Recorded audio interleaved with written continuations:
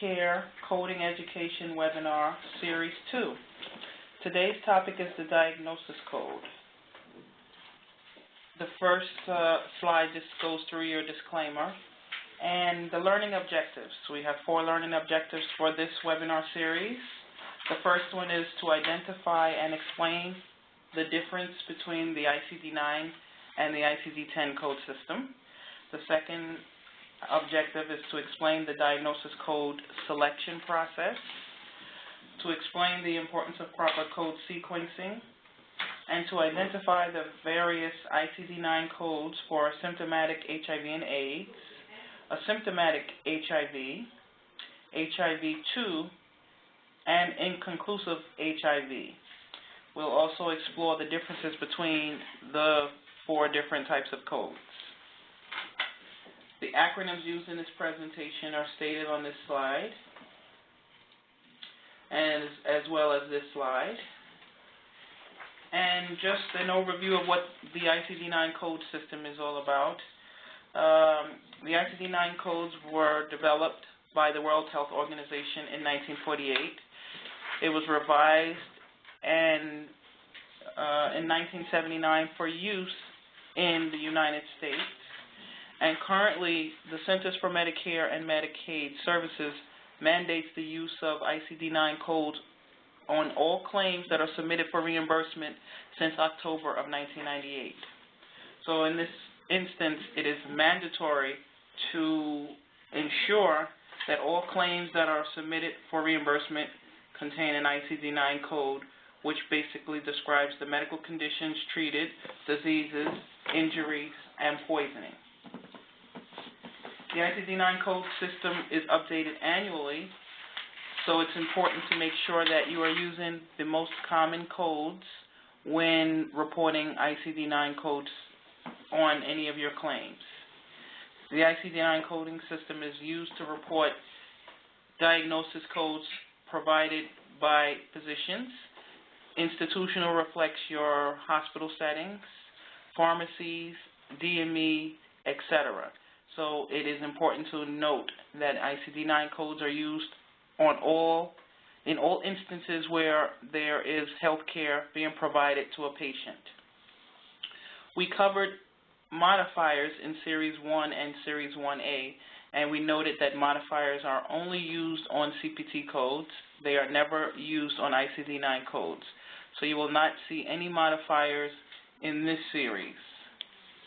In addition to the ICD-9 code set,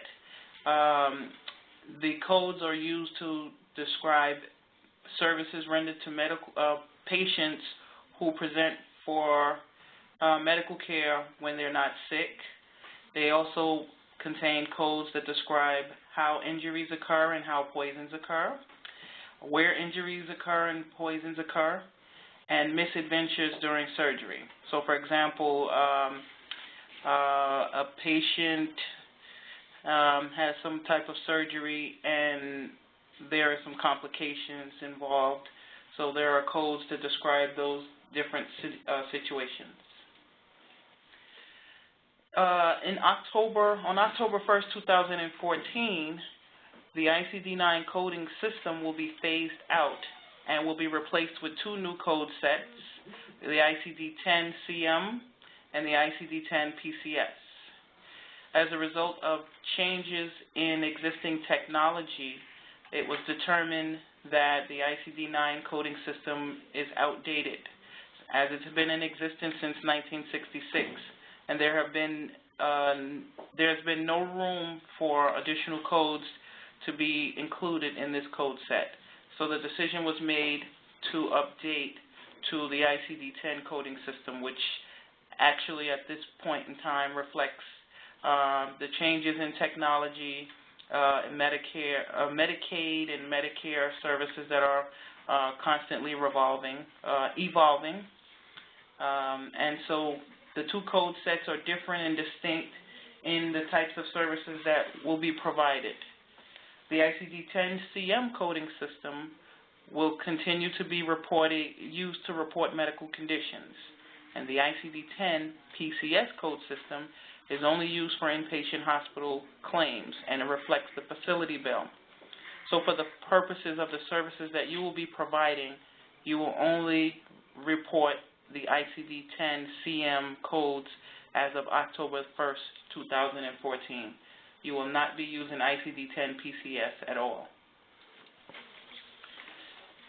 For the procedures and services, however, you'll continue to utilize the CPT and HCPCS codes, which we covered in Series 1 and Series 1A. Just some additional information regarding the ICD-9 to ICD-10 conversion. Continue reporting ICD-9 codes for services rendered through September 30th, 2013. If you begin using ICD-10 codes prior to October the 1st, claims will be denied. Effective October the 1st, 2013, you will need to begin utilizing the ICD-10 code system. If you continue to use ICD-9 codes after October the 1st, your claims will be denied. So here is a list of all of the diagnoses, or rather I should say the commonly used diagnoses to report HIV and AIDS care. The first code, V01.79, is used for exposure and pre-exposure. V67.9 is the follow-up exam code. V69.2 reflects high-risk sexual behavior. V69.8 is used to report other problems related to lifestyle, such as a symptomatic high risk, and this particular code is only reported as a secondary diagnosis. And by secondary, that implies there would be another code that would be reported as the first listed diagnosis code. Your V70.0 is your routine general medical exam, also known as the well visit or the preventive exam or the annual exam. So this code is used for those instances when a patient is not sick, they have no medical complaints, but they're coming in for a well visit. And there may be instances during an HIV/AIDS exam where the physician may decide to perform a well visit. V73.89 is a special screening code, and so in those instances where you'll be performing the HIV and AIDS screening test, you want to report V73.89. V08 is a symptomatic HIV. This code is also used, the synonym for a symptomatic HIV is HIV positive and HIV positive status. So this code V08 is used when the documentation states a symptomatic HIV, when it states HIV positive or HIV positive status. The HIV Counseling code is V65.44. So in those instances when the provider feels that it's necessary to counsel a patient, they want to report V65.44. 042 is used for the HIV disease or HIV infection, and some synonyms for the HIV disease code is AIDS, AIDS-like syndrome, AIDS-related complex, or the acronym ARC, symptomatic HIV infection, or HIV infection 1. Your next code, 079.53, is reported for patients diagnosed with HIV-2. Anytime a patient has a confirmed diagnosis of HIV-2, it is important to note that you require 2 diagnosis codes. So you have to report the HIV disease 042 code as your principal diagnosis and your 079.53 as your secondary diagnosis. This code, 079.53, would never be sequenced as the principal diagnosis. The last commonly used ICD-9 code is 795.71, non-specific evidence of HIV, which is also inconclusive HIV testing. So anytime a patient has an HIV test and there is no definitive diagnosis reported, and the test is inconclusive, the correct diagnosis code is 795.71. Just some additional information about the inconclusive HIV test criteria. Some newborn babies that are born to HIV-positive mothers often have a diagnosis of HIV positive, but it's not because the baby is actually confirmed with the HIV infection. It's because the results reflect the mother's antibody status. So in those instances, the correct code to report for a newborn baby that has an HIV-positive result because of the mom's status would be the inconclusive test result code 795.71. This diagnosis of HIV positive typically lasts up to 18 months, even after the newborn, even when the newborn has not been confirmed as having the infection. This terminology that describes a newborn that has an inconclusive test is often known as a false positive result. So if the documentation states false positive or inconclusive, the diagnosis code is still the same, 795.71. Some additional information regarding treatment and care directed towards patients that may have the HIV or AIDS infection. Opportunistic infections. Typically, people with healthy immune systems can be exposed to certain viruses, bacteria, or parasites, and sometimes they may not have any reaction to them.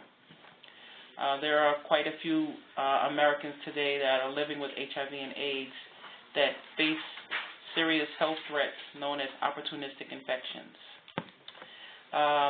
Typically, with an opportunistic infection, it takes advantage of the immune system, causing serious life-threatening illnesses. There are a series of opportunistic infections that the CDC has posted on their webpage. And so these are the most common: candidiasis, which is also known as thrush, cytomegalovirus, the herpes simplex virus, Kaposi sarcoma, Mycobacterium avium complex, pneumocystis pneumonia, toxoplasmosis, tuberculosis, recurrent severe bacterial pneumonia, wasting syndrome, and malaria. So again, this is just a short list. These are the most common. This does not reflect all of the opportunistic infections that the CDC has identified. If you want additional information, please feel free to visit the CDC's webpage for the complete list of the opportunistic infections. So the first case study reflects an HIV pre-testing with preventive care. We have a 27-year-old patient that presents to their primary care physician's office concerned about recently having unprotected sex, and the patient requests an HIV test. So the physician also, in reviewing the chart, determines that the patient has not had a well visit for that year. So the physician decides to do a preventive medicine exam, spends 35 minutes counseling the patient, and then also performs a rapid HIV test. This is an established patient, so the 4 diagnoses that should be reported for this case: the first code would be your well visit, B70.0. Since the doctor indicates that they're doing a special screening, an HIV screening, you want to report the special screening, B73.89. The documentation also states that he counts the patient, B65.44. And in this instance, because the patient is having unprotected sex, the provider decides to also assign the code B69.2 for high-risk sexual behavior. So the next slide gives you an overview of the, okay, it looks like it's freezing. Okay. The next slide just provides the rationale for the diagnosis codes selected on the previous slide. This is a well visit, so the following diagnoses are sequenced in this order based on the documentation and based on all of the services that are rendered to the patient. So V70.0 reflects the well visit exam. V7389 is the special screening code. V65.44 is your counseling code. And then V69.2 is the unprotected, the high-risk sexual behavior. It is extremely important to note that the V69.2 would never be sequenced as the principal diagnosis. In this instance, because the physician did a well visit along with a special screening and counseling, that this code is dedicated as the final code in the sequence. The next example reflects a patient that is HIV, presenting for HIV post-test counseling, where the results have been determined to be negative. So the patient returns for the HIV test results.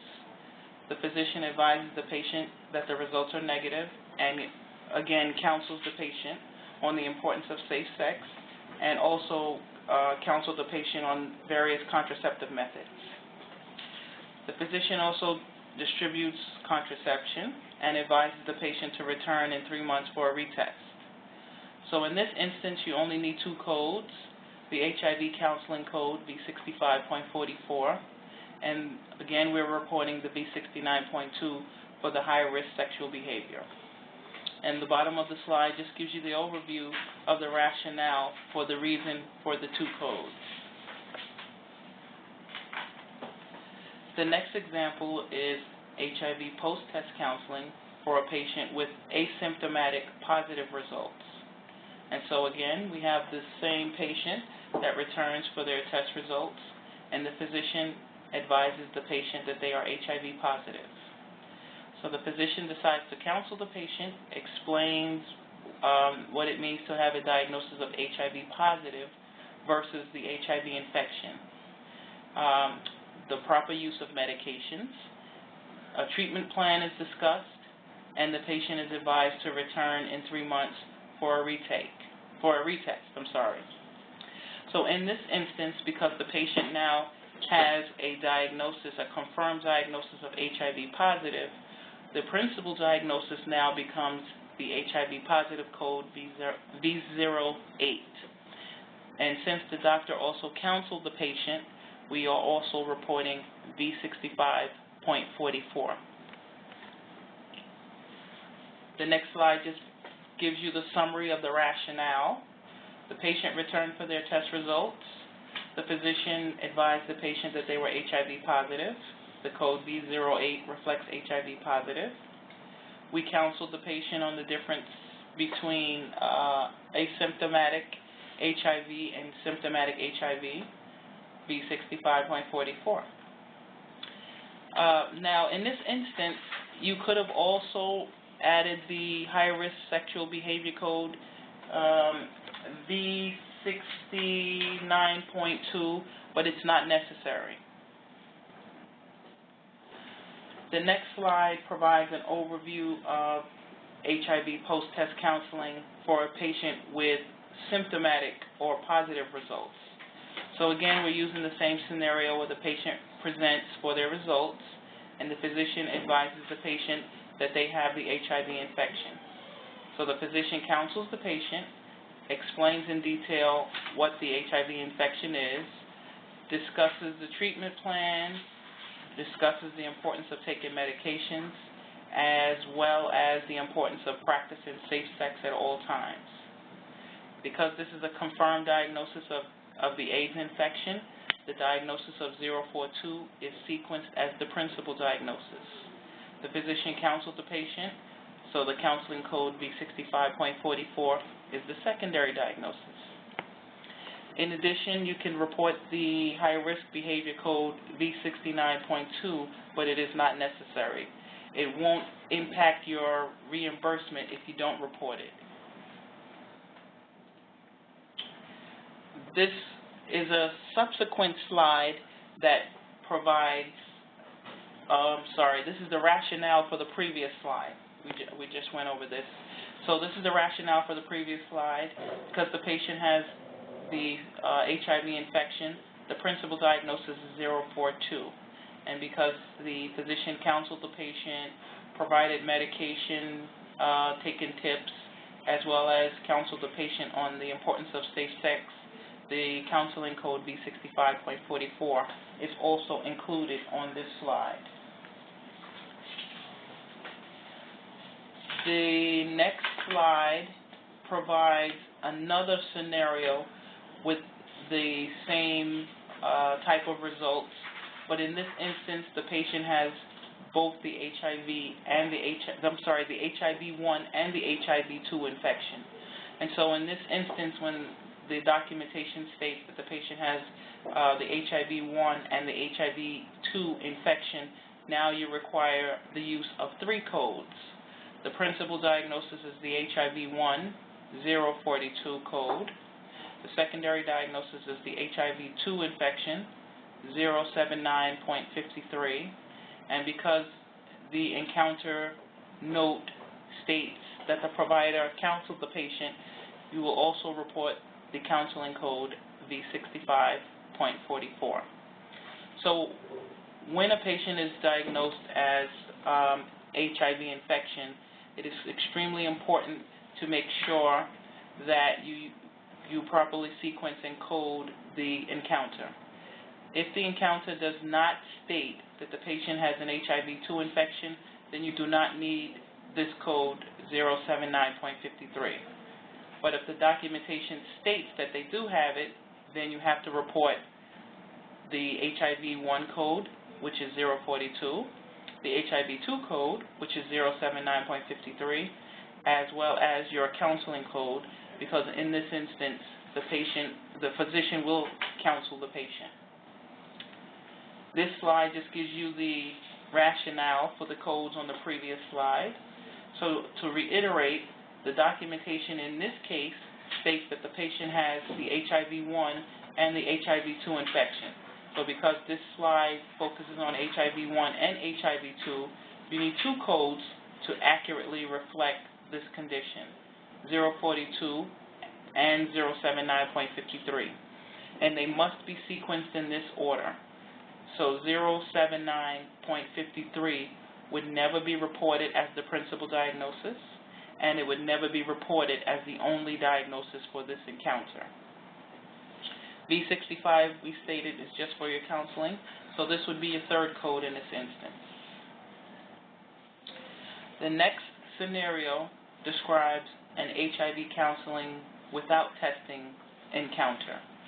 A 17-year-old patient presents to her GYN doctor to discuss contraceptive options and safe sex. The doctor counsels the patient on the various methods and suggests that the patient have an HIV test.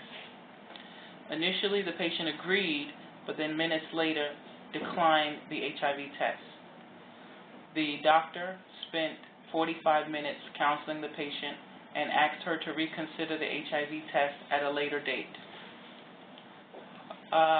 The only code that is needed, the only code that is needed in this instance is the counseling code, because that is the only service that was provided to the patient during this encounter. So the bottom of the slide just basically gives you the rationale for the 1 code on this encounter. This was an HIV counseling without any testing, purely counseling, and the only code necessary for this encounter, V65.44. The next example is antiretroviral therapy visit for a newborn patient. So an HIV-positive mom presents to the pediatrician's office for antiretroviral therapy follow-up visit for her 2-month-old baby. The physician documents an expanded problem-focused history and performs a brief exam. Upon review of the lab results, the physician makes the decision to modify the antiretroviral medication.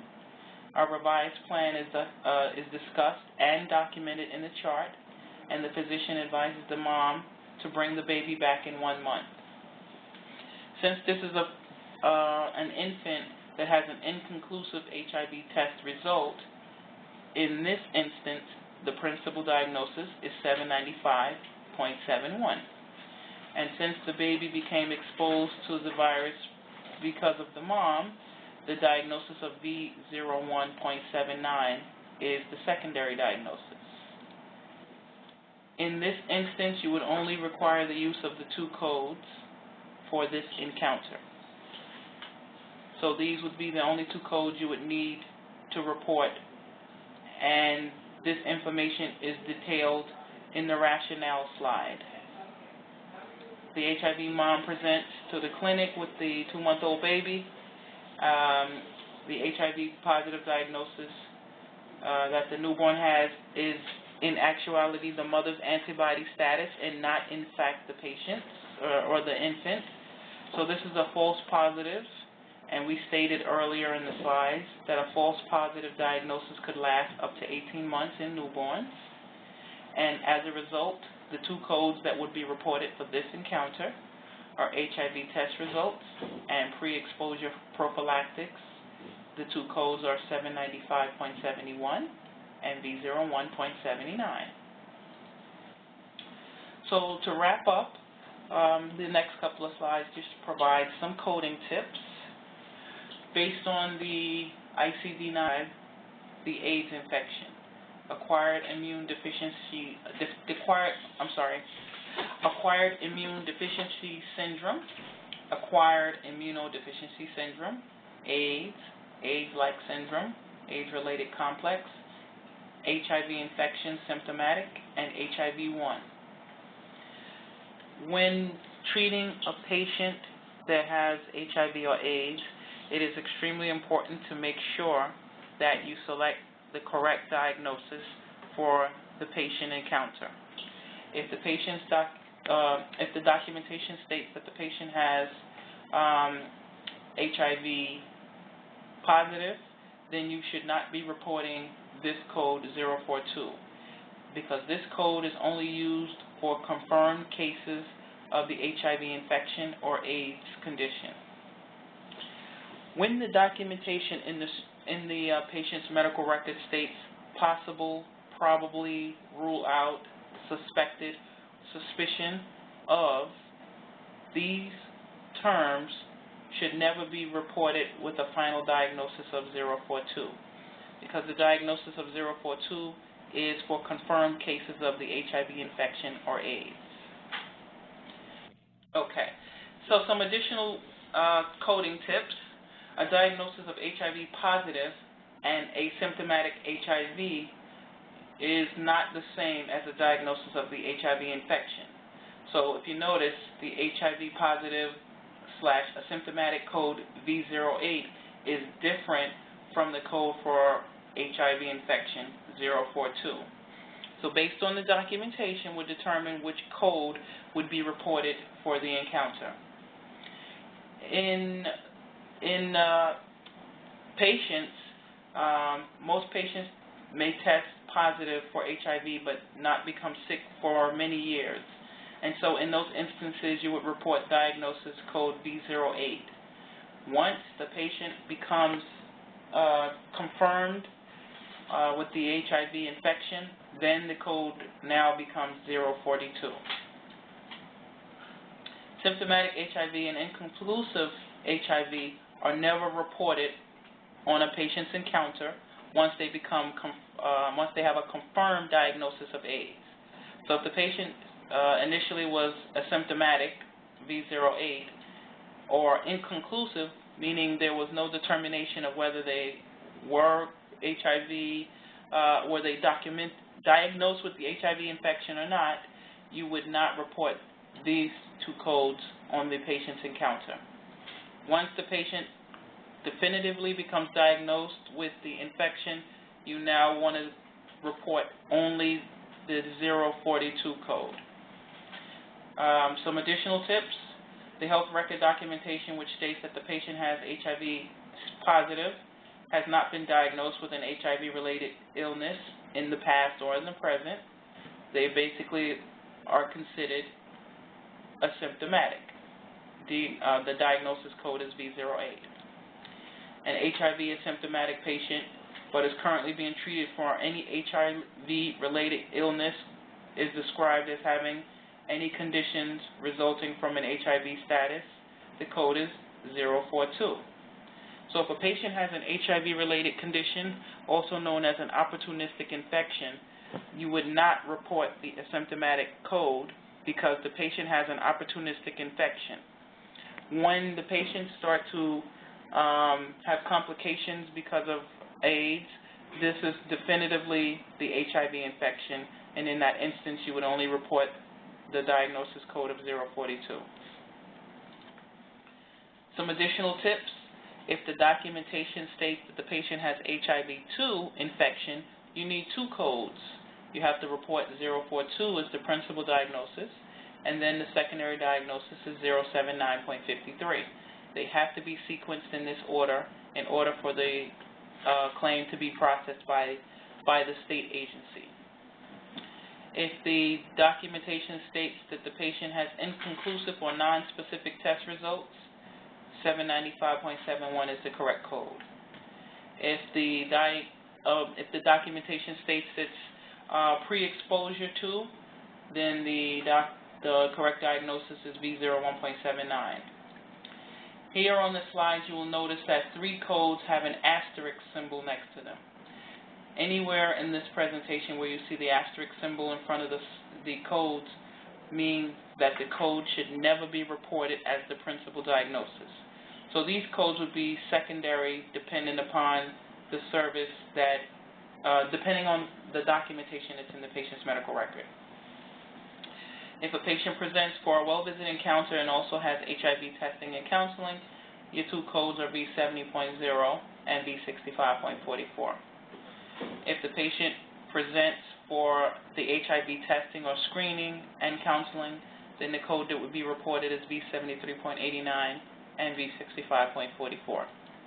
If the patient just presents for counseling only, then the code you would use is V65.44. Alright, some additional tips that I stated on the previous slide, so I'll just reiterate them. Once the medical record states any of the common opportunistic infections, the diagnosis that should be reported as the principal is 042, and the diagnosis code for any of those opportunistic infections is reported as the secondary diagnosis. The conditions that are stated as opportunistic would never be sequenced as the principal diagnosis if it's pertaining to a patient that has been formally diagnosed with the HIV infection. This next bullet just gives you some of the most common opportunistic infections that are inherent in HIV, such as pneumocystis, carinii pneumonia, and Kaposi sarcoma. So these codes reflect the two that are most commonly diagnosed in the HIV patient population. Code sequencing is another set of tips that I wanted to reiterate or reinforce. When it is necessary to report multiple diagnoses, accurate interpretation of coding guidelines ensure proper sequencing. Coding guidelines that state principal diagnosis versus secondary must be adhered to. So some of the codes that we've been looking at are primary only, which means that they should only be reported as the first listed code. So the codes that are stated as secondary only would never be reported as the principal, but instead they would be sequenced as the secondary diagnosis. Opportunistic infection codes are always assigned as the secondary diagnosis, so we would never be reporting those as the principal diagnosis, especially when it's stated in the medical record that the patient has those opportunistic infections. The HIV-2 code is always assigned as the secondary diagnosis. So this is another important point that you want to make sure, especially when it's documented in the medical record. This concludes our presentation on the ICD-9 code. So the next couple of slides are just web resources that you can refer to for additional information and assistance. It's also important to follow up with your local state Medicaid agency for specific coding guidance, because there may be some specific coding guidelines or rules that apply from state to state.